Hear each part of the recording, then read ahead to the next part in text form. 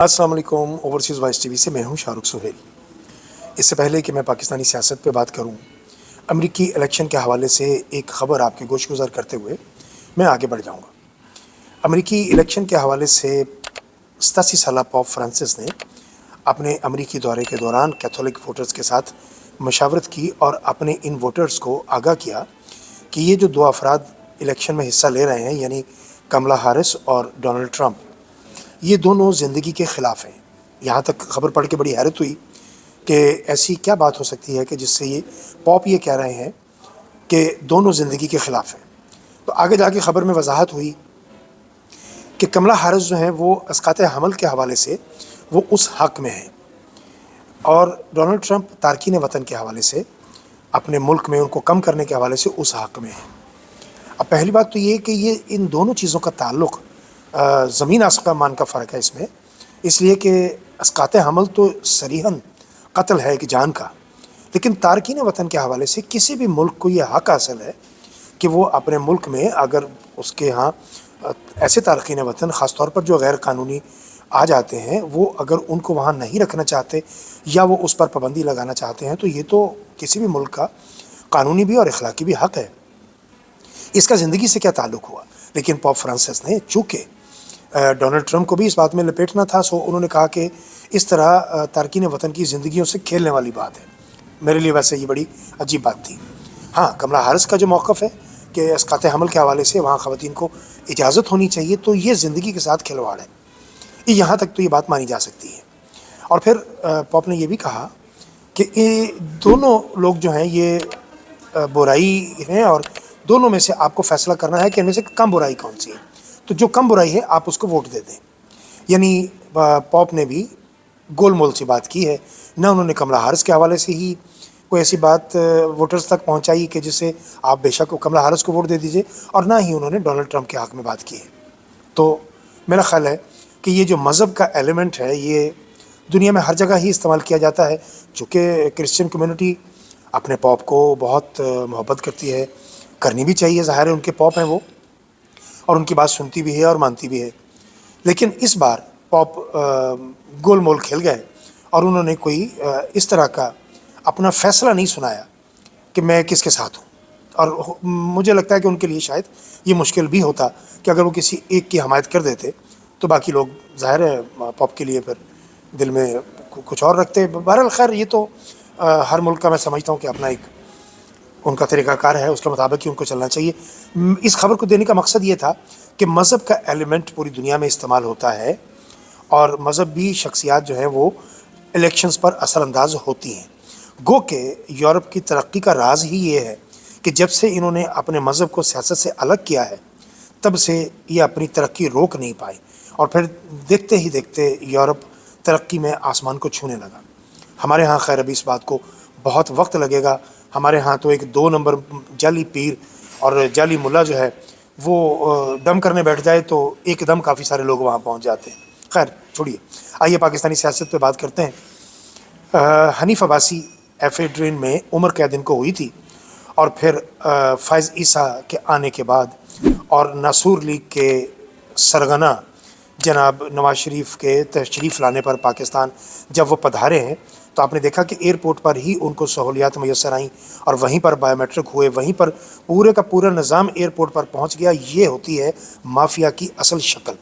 जिन लोगों को पता नहीं था कि माफिया क्या होता है, उनको अब एहसास हो जाना चाहिए कि माफिया वो होता है जिसके आगे सारे का सारा निज़ाम लेट जाए, सारे का सारा।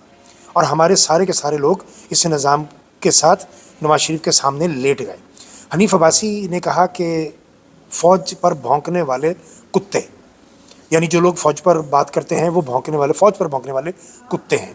अच्छा, मैं सोच ही रहा था अभी इस बारे में, तो सबीक आज़मी चूँकि वो तो बहुत पुराने सहाफ़ी हैं, और फिर माशाल्लाह उनका एक्सपीरियंस भी बहुत है, और वो तो फ़ौरी आड़े हाथों लेते हैं ऐसे लोगों को।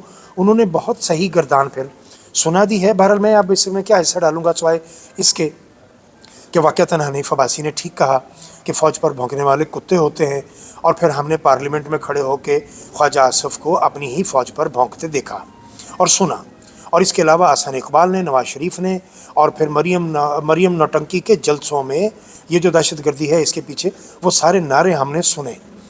اور یہ جتنے بھونکویے تھے ناصور لیگ کے، یہ بھونک بھونک کے پاگل ہو گئے جب ان کی زبانیں لٹکنے لگیں، تو پھر انہوں نے اسی زبان سے اسی فوج کے بوٹ چاٹنے شروع کیے، اور اس کا نتیجہ اور اس کا ثمر پھر ان کی جھولی میں آ گرا۔ ان کے بھونکویوں میں اب دن بدن اضافہ ہوتا جا رہا ہے۔ وہ کوثر کاظمی، میں دانستہ طور پر سید نہیں بول رہا اس کے نام کے ساتھ، کیونکہ میں ان لوگوں کو سید مانتا ہی نہیں۔ سید بدتمیز اور بدزبان نہیں ہو سکتا۔ کوثر کاظمی نے، جس نے اظہر صدیق صاحب کو تھپڑ مارا تھا، آج کل وہ میڈیا کی خیر سے بڑی لاڈلی دلہن بنی ہوئی ہے، اور پورا میڈیا اس کو بلا کے اب ایز ترجمان پنجاب حکومت، آپ اندازہ کیجئے کہ وہ لوگ جو ہیجڑوں کی طرح ایون فیلڈ اپارٹمنٹ کے باہر سارا دن تالیاں بجاتے نہیں تھکتے تھے، اب ہمارے میڈیا کا یہ معیار ہو گیا ہے، ہمارا میڈیا کا یہ سٹینڈرڈ ہے کہ جن لوگوں کو گلی میں کھڑے ہوئے کوئی گھاس نہیں ڈالتا تھا، ہڈی نہیں ڈالتا تھا، آج میڈیا ان کو نوبیاتہ دلہن بنا کے پوری عزت دے رہے ہیں۔ کوثر کاظمی ہو گیا، یا اس طرح کے اور لوگ بھی ہیں جو، اب ناصر بھٹ کی بھی میں نے کل بات کی تھی کہ ناصر بھٹ جیسے لوگ جو قتل میں ملوث مبینہ طور پر اس پہ تو پرچے بھی ہیں، یہ بھاگا بھی رہا پاکستان سے، اور پھر نواز شریف کے ساتھ یہ پاکستان واپس آیا، اور نواز شریف نے اس کو سینیٹر بنا دیا۔ یہ ہے نواز شریف، جس کو میں کہتا ہوں کہ یہ پاکستان کا غدار ہے، یہ پاکستان کا ناسور ہے، یہ پاکستان کی سیاست کا غلاظت کا ڈھیر ہے۔ اچھا جی، آگے بڑھتے ہیں۔ بھارتی میڈیا جب پاکستان کے حوالے سے یا مسلم کسی ملک کے حوالے سے چیخیں مارتا ہے تو مجھے بڑا مزہ آتا ہے، میں بہت انجوائے کرتا ہوں۔ آج کل بھارتی میڈیا دیکھنے والا ہے، اگر آپ لوگ نہیں دیکھ پا رہے تو ضرور دیکھیے۔ چیخیں آسمان کو چھو رہی ہیں بھارتی میڈیا کی، اس لیے کہ بنگلہ دیش میں 50 سال کے بعد پہلی مرتبہ قائد اعظم محمد علی جناح کی برسی کے موقع پر وہاں باقاعدہ ایک سیمینار ہوا، اجلاس ہوا، اور اس میں تعزیتی اجلاس میں قائد اعظم کے حوالے سے، ان کے فرمودات کے حوالے سے گفتگو کی گئی، اور یہ پہلی بار 50 سال میں پہلی بار ایسا ہوا ہے۔ اور بھارتی میڈیا کی ایک اینکر چیخ کر یہ بتا رہی تھی کہ بنگلہ دیش اب بھارت کے ساتھ نہیں رہا، بنگلہ دیش واپس پاکستان بننے جا رہا ہے۔ مجھے ایک بنگالی دوست ملے، کہنے لگے کہ اگر آپ کو عمران خان کی ضرورت نہیں ہے، آپ نے اس کو جیل میں ہی رکھنا ہے، تو خدا کے لیے عمران خان ہمیں دے دیجئے، ہمارے ملک میں اس وقت قیادت کا فقدان ہے، ہمیں ایک اچھے لیڈر کی ضرورت ہے، ہمیں عمران خان دے دیجئے، ہم آپ کو دکھائیں گے کہ 10 سال میں بنگلہ دیش کہاں پہنچا ہوا ہوگا۔ یعنی تھی تو ساری طنزیہ گفتگو، اب میں اور کیا کہوں، بہرحال ان کی خواہش بھی تھی کہ کسی طریقے سے عمران خان ہمیں مل جائے، لیکن عمران خان جن کو ملا ہوا ہے وہ قوم اس کی قدر نہیں کر پا رہی، وہ قوم ابھی بھی اس کے مرنے کا انتظار کر رہی ہے۔ میرے منہ میں خاک، یہ قوم مزاروں پر چادریں چڑھانے والی ہے، یہ قوم بعد میں دھمالیں ڈالنے والی ہے، گھنگرو باندھ کے ناچنے والی ہے۔ لہٰذا عمران خان کا مقبرہ پاکستان میں پھر سب سے بڑا مقبرہ ہوگا۔ میرا خیال ہے کہ میں اپنی بات شاید آپ تک پہنچا پایا ہوں۔ اگر آپ کو عمران خان کی قدر نہیں ہے، آپ عمران خان کو ابھی نہیں چاہتے کہ وہ اقتدار میں آئے، تو پھر ہم بعد میں دھمالیں ہی ڈالیں گے۔ یہ بات میں اس لیے کہہ رہا ہوں، ایسا نہیں ہے کہ پاکستانی عمران خان سے محبت نہیں کرتے یا پیار نہیں کرتے یا اس کو چاہتے نہیں ہیں۔ پاکستان کی 92% آبادی جو ہے وہ اس وقت عمران خان کی مداح ہے، عمران خان کو محبت کرتی ہے، عمران خان کو چاہتی ہے، اسے اقتدار میں دیکھنا چاہتی ہے۔ لیکن وہ جو ہمارے قول و فعل میں ایک فرق ہے نا، ایک تضاد ہے، وہ پریشان کرتا ہے۔ اصل بات یہ ہے کہ ہم اس سے پیار ضرور کرتے ہیں، لیکن ہم اس کے لیے کسی قسم کی قربانی دینے کے لیے تیار نہیں ہیں۔ قربانی ہم نے اس کے لیے نہیں دینی، قربانی ہم نے اصل میں اپنے وطن کے لیے، اپنی آنے والی نسلوں کے لیے دینی ہے۔ اس بات کو شاید ہم سمجھ نہیں پا رہے۔ دیکھیے 8 سپٹمبر والے جلسہ میں اگر آپ محسوس کریں تو وہاں پختون کی تعداد بہت زیادہ تھی۔ میں یہ نہیں کہنا چاہ رہا کہ وہاں پنجابی نہیں تھے، پنجابی تھے، اور جو آئے تھے وہ میں سمجھتا ہوں کہ وہ بڑے دلیر لوگ تھے، انہوں نے بڑی ہمت کی کہ وہ اس جلسہ تک پہنچنا بھی چاہیے تھا۔ میرا جو مقصد ہے بات کرنے کا وہ صرف یہ ہے کہ صرف لاہور 1 کروڑ کی آبادی ہے، لاہور میں سے 1 ملین بندہ، 10 لاکھ بندہ جس دن یہ فیصلہ کر بیٹھا کہ انہوں نے جی ٹی روڈ پر چل نکلنا ہے اور پھر انہوں نے رکنا نہیں ہے اسلام آباد سے پہلے، آپ دیکھیے گا آپ گجرانوالہ بھی نہیں پہنچیں گے کہ آپ کا کپتان جیل سے باہر ہوگا۔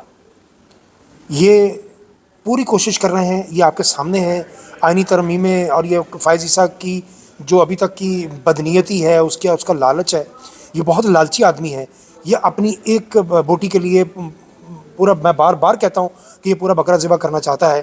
اس شخص کے ہوتے ہوئے پاکستان میں کبھی امن نہیں ہوگا، اس شخص کے ہوتے ہوئے کبھی پاکستان میں انصاف نہیں ملے گا، اس کے ہوتے ہوئے تحریک انصاف خاص طور پر در بدر رہے گی، کیونکہ ایک ہی کام ہے صرف باقی بچا، اور وہ ہے عوام کا باہر نکلنا۔